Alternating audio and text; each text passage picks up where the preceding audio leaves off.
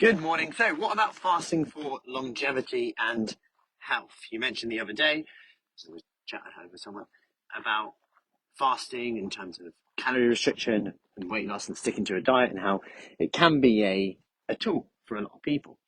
And lovely morning. And on this note, I think it's definitely key to cover because they sometimes get like separated when actually they can be quite closer than you think. And that is weight loss, calorie restriction, and the health longevity benefits of it. So to start with on here, I'll just recap. So fasting, if it helps you eat less across the day, as it does to me many times, I've been studying. I remember Oxford Brookes would get up, drive to Swindon from Marlborough, go to get the bus to Oxford, be in the labs all day, lectures till the afternoon-ish, get the bus back. And at that point, at maybe 2, 3 p.m., I'd have my first meal of the day. And that meant that I had quite a lot of calories to spend for the rest of the day. So then I'd personal train in the evening, and I'd have like lots of calories still to spend in the evening. So I could be quite flexible and eat like, good foods and get in great shape, which worked really well for me. So it definitely helps with calorie restriction. There's a few things to consider, like flexibility in the evening. I still do it now quite a lot to allow myself to eat things like duck and pancakes with the kids on an evening, which is nice. So it's definitely a tool in the toolbox. But when it comes to health and longevity, this is where it becomes a bit of a difficult one because the research is very young. Often you hear like autophagy and things like that, which is like getting rid of dysfunctional cells and anti-aging. And they seem to show this in rodents and monkeys, things like that.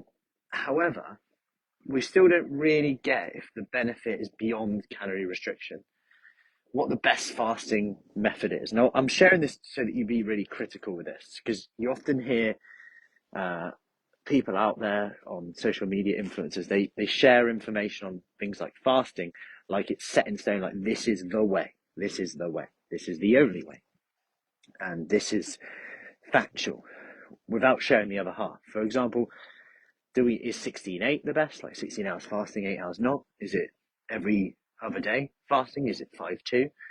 We don't really know. Is the type of food really important? For example, if you just fast, but then you just eat junk food all day, do you get the same metabolic benefits? Do you need to break your fast with a higher protein, higher fiber to help you full, make better choices? But then it comes down to, well, does that mean just calorie restriction? And if some studies are showing that actually it's the calorie restriction, which is quite key. And then it comes down to that fat loss and the metabolic health of that. There seems to be some metabolic benefits independent. For example, not eating for a period of time, you'd expect that to have a good impact on, say, blood sugar levels in people with pre-diabetes or on medications with type 2 diabetes that don't affect, say they're not on insulin, say, even on insulin, it would have some impact because there's less coming in. Whether that actually long-term has an impact on aging, autophagy, anything like that, we don't really know. Now, regardless of that, these are just questions to ask. What's the best fasting window? What's the best person? And then it comes down to, okay, what actually fits your lifestyle? Because it's all well and good going, well, rodents did this. But does this actually fit your lifestyle, a human lifestyle? Can we mimic a rodent's life and actually apply that? I'm not too sure. Is a calorie restriction used on a rodent similar to what we would do? How many years have they got to do that for? Because obviously if their life is 5 years and our life is on average, say, 70, 80 years, is that actually fair? Is that actually a good comparison to make? So someone fasts, if a rodent fasts for a year, that's a sixth of their, or a fifth of their life. So just to give you some perspective on the problems of this, to help you be critical. But in short, there's no harm in fasting. I actually like it as a tool, but that doesn't mean it's for everyone.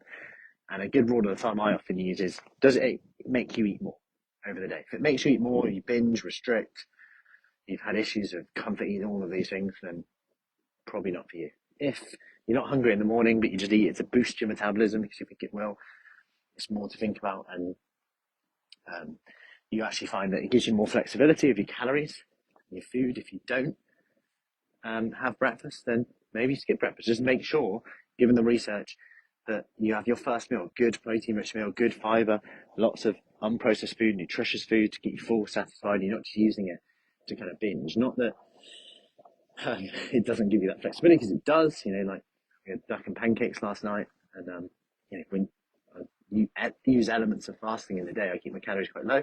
Because actually, that helps me concentrate, and there is some evidence of that in terms of cognitive benefits from fasting. And people often say, I feel better. I feel better when feel better when I'm actually calorie restricting, which is interesting. Again, is it the better choice of foods, or is it the calorie restriction?